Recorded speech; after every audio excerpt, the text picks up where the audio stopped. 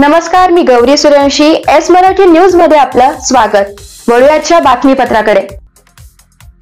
रायगडजवळ कोंझर घाटात खासगी बसला अपघात. नवी मुंबईच्या पर्यटकांना रायगडवर किल्ल्यावर घेऊन आलेली खासगी आराम बस रायगड किल्ल्याजवळील कोंझर घाटात शेवटच्या वळणावर चालकाचा गाडीवरील नियंत्रण सुटल्याने बस 30 फूट खोल दरीत कोसळली.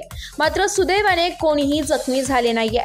नवी मुंबईतून छत्रपती शिवाजी महाराजांची राजधानी असणाऱ्या किल्ले रायगड पाहण्यासाठी निघालेली खासगी आराम बस रायगड जवळील कोंझर घाटात MH04 JK 8382 ही कोंझर घाटातील शेवटच्या वळणावरती चालकाचे गाडीवरील नियंत्रण सुटल्याने ही किमान 25 ते 30 फूट खाली गेल्याने अपघात घडलाय.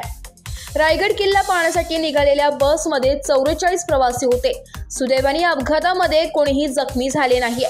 काही मोजक्या प्रवाशांना किरकोळ जखमा झाल्याचं सांगण्यात येत आहे. रायगड किल्ला पाहण्यासाठी आलेल्या खासगी आराम बसला अपघात झाल्यानंतर या बसमधील प्रवाशांना पुन्हा ऐरोली नवी मुंबई येथे जाण्यासाठी महाड ST आगारकडून बस व्यवस्था करण्यात आली.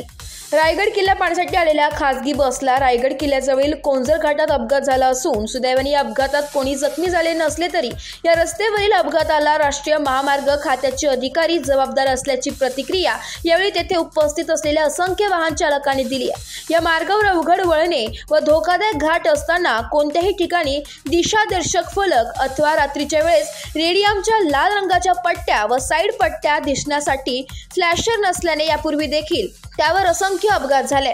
मात्र याचे काही देणे घेणे राष्ट्रीय महामार्ग खात्याच्या अधिकाऱ्यांना नसल्याचं आज झालेला अपघात हा अभियंता दिनी झालाय. त्यामुळे महाड येथील राष्ट्रीय महामार्ग खात्याच्या अधिकाऱ्यांना उत्कृष्ट पुरस्कार देऊन गौरवले पाहिजे अशा प्रतिक्रिया यावेळी स्थानिक नागरिकांकडून देण्यात आल्या. या अपघाताची माहिती मिळताच आजचे प्रांताधिकारी ज्ञानोबा बानापुरे, तहसीलदार महेश शितोळे यांनी तातडीने दखल घेऊन योग्य ती मदत पुरवण्याचे काम केले. तालुका पोलीस ठाण्याचे पोलीस निरीक्षक सानप व महाड येथील अग्निशामक दलाचे अधिकारी तातडीने घटनास्थळी दाखल झाले होते. एस मराठी न्यूजसाठी प्रतिनिधी नितेश लोखंडे, रायगड. अशाच ताज्या घडामोडी जाणून घेण्यासाठी आमच्या एस मराठी न्यूजला लाईक करा, शेअर करा, सबस्क्राईब करा आणि पाहत रहा एस मराठी न्यूज.